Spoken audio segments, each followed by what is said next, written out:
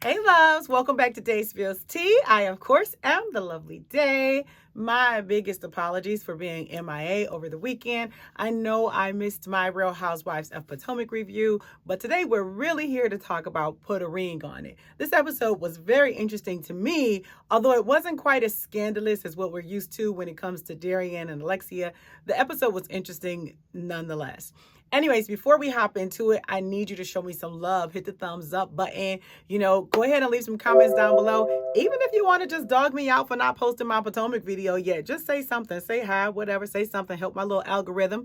If you haven't subscribed already, I know you're watching. I see you watching me. I look at the analytics. You watching. Subscribe, okay? Anyways, let's go ahead and jump into the video. So the episode picks up where they're still in session, and Jessica has just kind of expressed how she was kind of hurt that Eric didn't really show up for her for Mother's Day. I don't know what it is, but guys really seem to like we don't really be on the same page as far as Mother's Day goes. I feel like some guys feel like, well, Mother's Day is just for me to show appreciation to my mom. Some guys feel like I'm only going to show appreciation if it's my kids. And some guys are just kind of like oblivious. I really felt like he had no excuse. I know he said he got busy or he had to work or whatever was the reason he wasn't able to be there for her. But Mother's Day is like a standard set date. You know exactly when it's going to be, long before it comes. And if you really, really wanted to show appreciation, you could have had something planned. And like she said, whether it was ordering something, sending flowers, something, there really is no excuse. And I feel you, Jessica. I've been there. My children are with my husband, and he has absolutely not done something for Mother's Day a time or two. And I absolutely went off. Shoot, I'm raising your damn kids. And you talking about, oh, well, I'm celebrating my mama. I don't give a damn. I'm your kid's mama. But anyways, that's not what we're here to talk about. So he says that the following day, he actually tried to acknowledge her. And so Dr. Nicole asked how that made him feel. And he was like, well, unappreciated. She didn't acknowledge that I acknowledged her. And Dr. Nicole is just like, you sound crazy. Like, y'all are so tit for tat. They really need to grow up. How are you upset that she didn't acknowledge your late ass acknowledgement? Like, you had the whole year to prepare to do something nice for her for Mother's Day, and you didn't, and then you want a gold medal because you tried to make it up the next day, and it doesn't sound like you were breaking your back really to make it up the next day. So, stop patting yourself on the back too much, Eric. So Dr. Nicole asks Jessica about her date with Shon, and she tells the group about how he was reading her poems and saying that he sees himself in her future, which when he did it, I thought that was so corny and so cliche. Anyways, but of course, Eric is feeling some type of way about it. And Jessica says that she's going to go on a 4th date with him. And so Eric seems upset that she's going on a 4th date with him, but you're still agreeing to see Leilani again, and you're only 1 day behind her. So it's just this real childish tit for tat. Well, you're going to do that, so I'm going to do this. And it's both ways. It's not just him. It's both of them. I still don't believe for a second that Jessica is really into Shon. I think that she just found someone who she feels safe with, that she can try to use to make Eric feel some type of way. And I just really, really think that that is such a bad idea. And I just think it's so unhealthy, and it's not really going to help their relationship. Anyways, so she is saying that she doesn't like, so he agrees that he's going to go with Leilani again. She's saying that she doesn't like that he was allowing Leilani to do all this rubbing and touching and all of that and stuff on him. And he's like, well, I didn't think it was as bad as what she's saying. Eric, now you a lie. Like, I like you, Eric, but you a lie. You knew it was bad. You've talked about it several times, how it was going too far. You've talked about how you're putting yourself in a bad position. You knew it was too far. You know that you should not be allowing this woman to keep touching on you and all of that. You already know it. So don't act like Jessica's being crazy or obnoxious, because that's not fair to her, and you wouldn't want her doing it to somebody else, even though she did rub on that Clarence's abs, and I couldn't blame her, but you would have every right to be upset if you were. So during the same session, of course, Shon has already said that while he enjoyed being with Tyree, he doesn't want to do any more dates. And I said that last week. Like, he really seemed like he's figured it out. Like, he's figured out that, nope, I just want to be right here. Like, this is it for me. So that's pretty cool, even though I want LaRhonda to be with Derek. But anyway, so it made LaRhonda feel good because she's like, okay, if he can trust himself now, then I can trust him more. And if he can trust himself now, then he can probably trust her more now, which is huge because obviously that was a really, really big hurdle for them. So LaRhonda tells us about her date with Derek. She's finding a lot of commonalities with him. She is kind of feeling Derek, and I like the two of them together. But as she's telling us about Derek, I'm like, for the first time, I'm not following what LaRhonda is saying. Like, she was kind of fumbling her words and everything. And then Dr. Nicole is like, well, this is the first time that you sound nervous talking about Derek. And I'm like, oh, that's what it is. He got her a little flustered. Like, she don't really know what she can say about him in front of Shon, because there is something there. And I don't know if any of you all are following them on like social media, but Derek definitely is still like friendly with them. So like the ladies were doing a live and he hopped on. He was looking kind of sexy and everything on the live. And they were all like commenting on how lovely his home looked and how nice the kitchen looked and everything.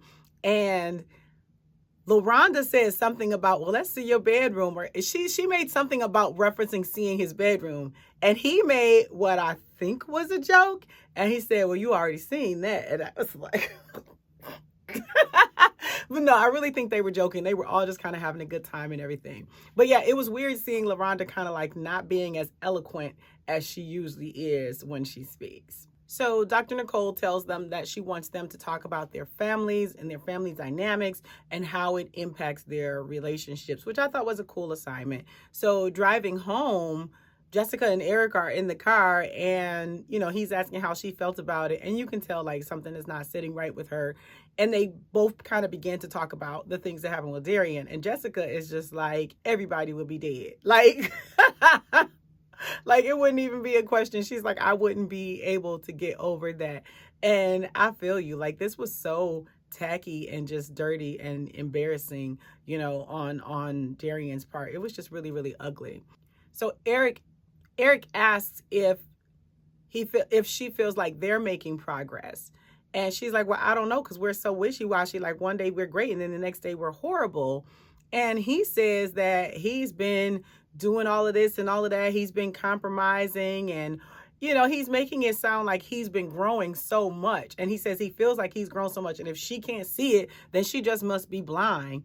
And I'm not really sure what I'm feeling from Eric, because a lot of it feels like tit for tat, and a lot of it just feels like excuses to be done. So like last week it was, I'm not having a baby. I'm not marrying somebody who doesn't want to have another baby. And then this week is, well, she must be blind. And then later on in the episode, he's like, well, if I can be with her for 4 years, but this woman who I've been on with for 4 days can make me feel this way, then how can I? Like, it just sounds like he got all the excuses to just not really make this thing happen. And I'm beginning to feel like he's just wasting Jessica's time. Like, I'm beginning to feel like he's never going to get over whatever the situation was in the past. Like, he's just done with this relationship. I hope that's not the case. But it just really feels like he's always got an excuse for why they can't work out. And then he's talking like he's been doing everything perfect. And I'm just like, where?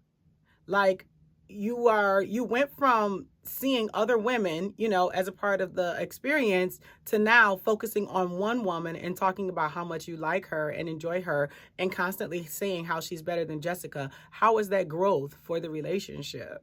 What is it what is it like? Name the things that you're doing that you claim demonstrate that you've grown and that you're doing better and you're making progress and all of that, because I don't see it. I don't see it at all. But that's just me.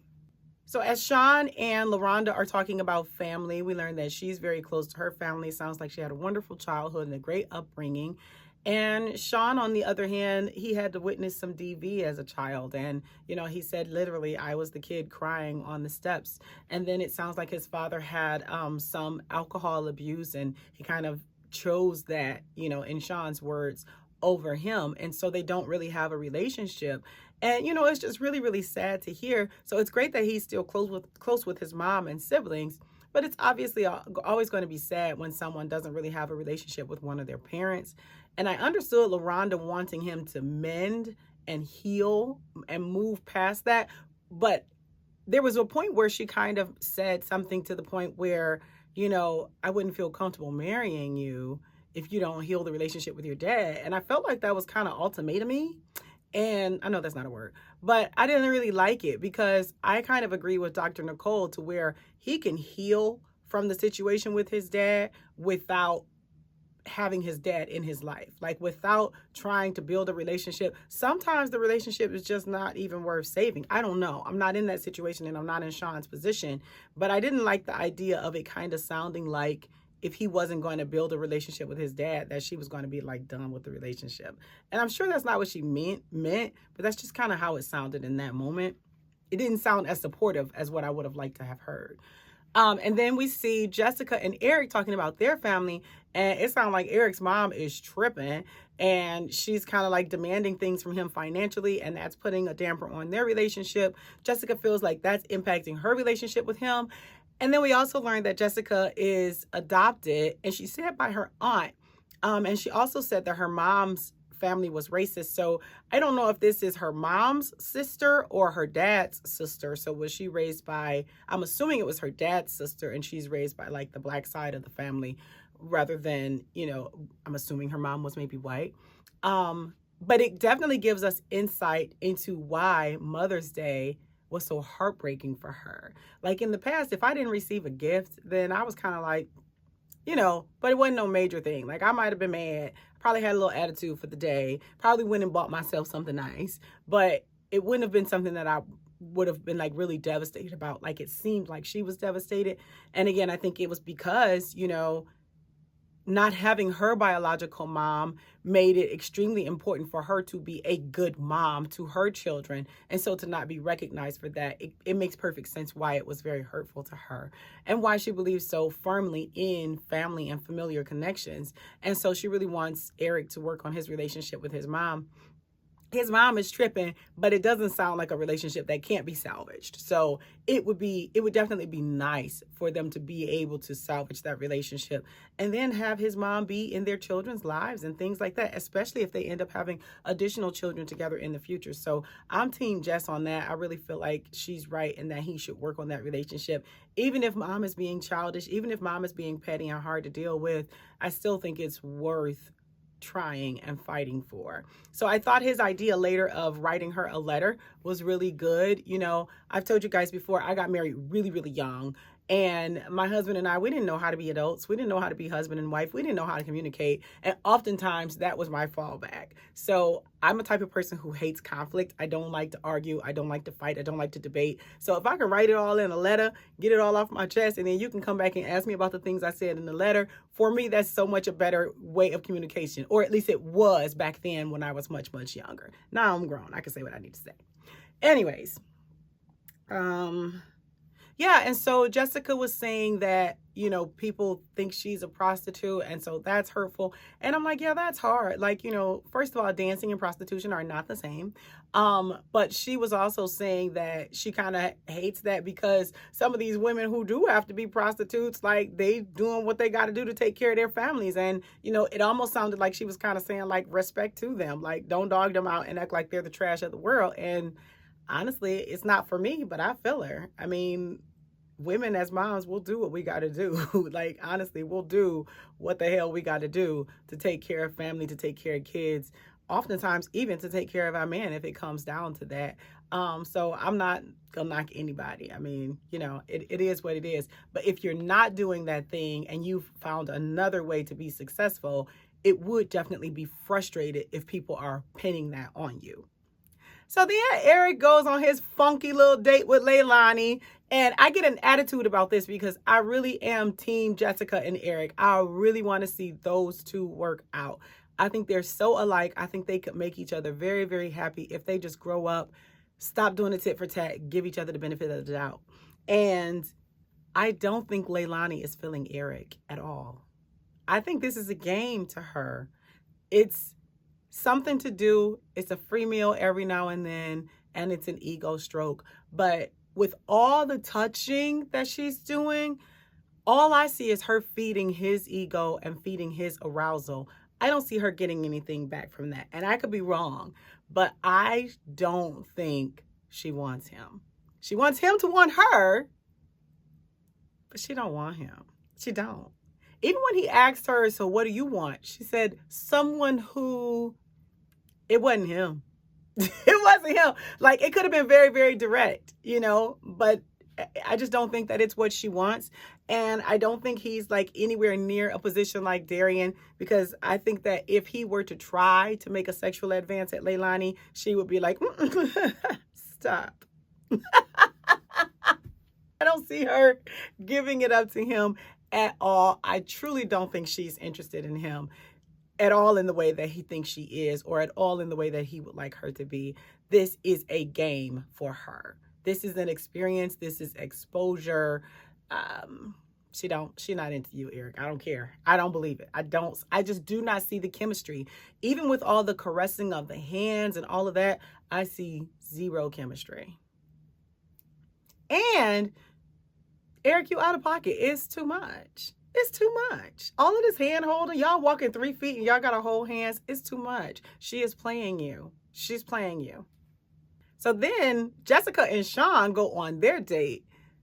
Listen, Shon thanks God every morning that they put him on a date with Jessica. I want to see the women of his past, because I feel like, and y'all can talk to me if you want to, leave it in the comments, help my algorithm. I feel like Shon can't believe that he is dating someone who looks like her. And he is this close to being head the hell over heels in love.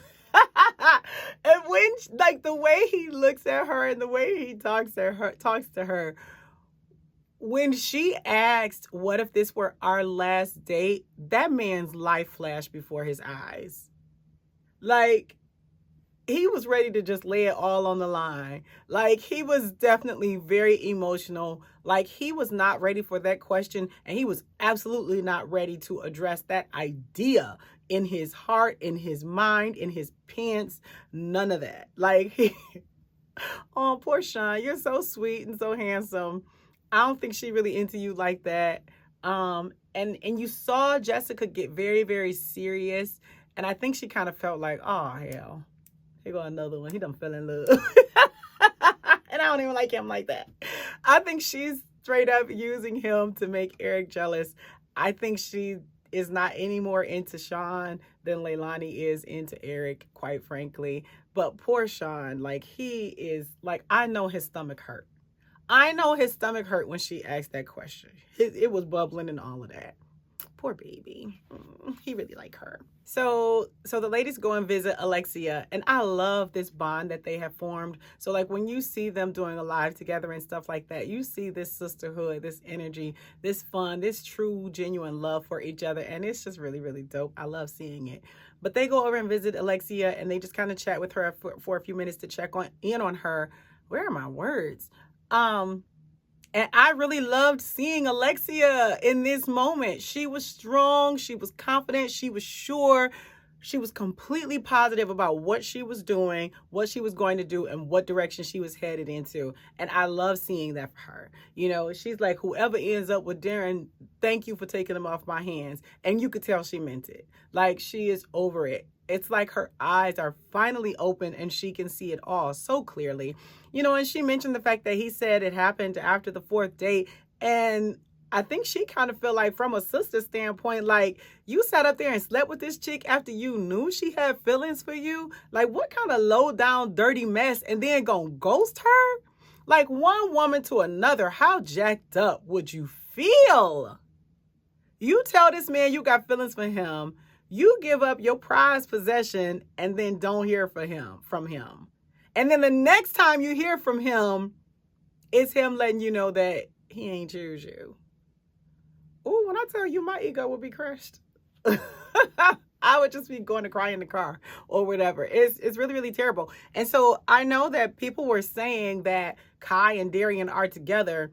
Maybe they were at some point. I don't know. But I know they stopped following each other after he made the joke calling her a virus, which you're not going to call me no virus. And I'm still trying to figure out how the other little chick was still sleeping with Martell after he called her a peasant. You can't call me no damn peasant. You can't call me no oranges. You can't call me no virus and still be getting this. Hell all. I don't understand these women and these low standards. I really do not. But anyways, so Darian posted a video on his stories a couple days ago, and I'll show it in case anybody didn't see it. But basically, he says that Kai wrote all this stuff on his car. It's like, Field Mob is broke. And other little silly stuff like that. She wrote all over his car, allegedly. He's saying that she did, and he claims that a building manager caught it on video and saw that it was her or something like that because she wanted to stay with him and he didn't allow her. So he also posted screenshots of their text messages, and he like added laughing emojis to it. What kind of piece of dude does this to a woman? Who would which one of y'all low self-esteem having broads would take him after seeing that? Like, really? This woman gave herself to you. Whatever the situation was definitely not ideal. But she gave herself to you. She was trying to give her heart to you. And then you put her on blast on social media after embarrassing her to the world on national TV. But you put her on blast on social media with laughing emojis and all of that. Bruh. Ugh. That's all I can really say about that. Ugh. Ugh. Lex, I'm so glad you're not dealing with that mess no more. And you better not ever go back. Anyways, so back at the next group session, they talked again about their dates and everything. And Dr. Nicole, the best that ever did it, she is, letting Shon know that, you don't need your father's permission to heal. You don't need his permission to move on from the hurt, all of that. You can resolve your feelings without his interaction. And I thought that was really, really powerful. And it was a great message for all of us, to be able to use in various facets of our lives. Take that and apply it where you need to. Jessica tells the group about how Shon was teary when she asked him about this being their last date, possibly. And Dr. Nicole asked her, well, is that type of emotion towards you new to you? And Jessica said yes. And she's like, she's used to getting passion and emotion from a man, Eric, if he's angry, but not when he's showing love. And Eric was like offended, and he was like, I send you things daily. And I'm thinking, like, what are these things? Are you talking about memes? Are you talking about stuff on the internet like Facebook and Instagram, little pictures? What are these things that you're saying you send her daily to let her know you love her? Because the message isn't reaching home, and I don't think it's her fault. I don't think men often understand. And at first I was annoyed with him for saying that, but then I realized that some of these men truly don't know how to show love. Unfortunately, we don't rear them with a lot of emotional maturity. And so he may simply not know how to express love to her. But that's not the end of the world. He can learn how to express affection and love to her in the way that she needs it in order to receive it. That's something that he can definitely learn. It sounds like he thinks he's already been doing that, but whatever he's been doing, she's not getting it. He's doing maybe what works for him, but he's got to figure out what works for her. So hopefully they will do that. Like, I'm really, really rooting for Jessica and Eric. And like when they do lives and stuff like that, like Jessica be clowning. She seems like so much fun. She be clowning and she be acting like she don't want nothing to do with him and all of that. And she love that man. And he love her. So stop being kids. Stop acting stupid towards each other and make this work, okay? Anyways, all right, that's all I got. I look forward to next week. So it looks like next week, Eric is going to be dating Leilani yet again. I don't know if we saw Jessica dating Shon or anyone else next week. So I'm thinking that she might have decided not to. And again, I don't know. I think, and LaRhonda decided not to date Derek again. I thought the reason was crappy. I didn't like that reason, LaRhonda. She said because Shon had shown so much growth from the first date when he was throwing up and doing the push-ups and probably punching the air and all of that kind of stuff to now where he was kind of calm while she was out. And I don't feel like that was the point of the experience. I don't think the point was for him to be able to deal with it. I think the point was for you to figure out if he's really the best fit for you. Because I like you, Shon. You're sweet and you're cute and funny. But I just feel like Derek is the better fit. So, anyways. And then like Derek and Alexia and Sir James and LaRhonda, y'all all be like friend up and stuff on social media. So I need to know what's happening behind these scenes, because I still kind of feel like Alexia need to get with Sir James because he's fine. And since LaRhonda didn't take him. Okay, y'all didn't ask about any of that. But anyways, that's all I got. So thanks so much for watching. Bye.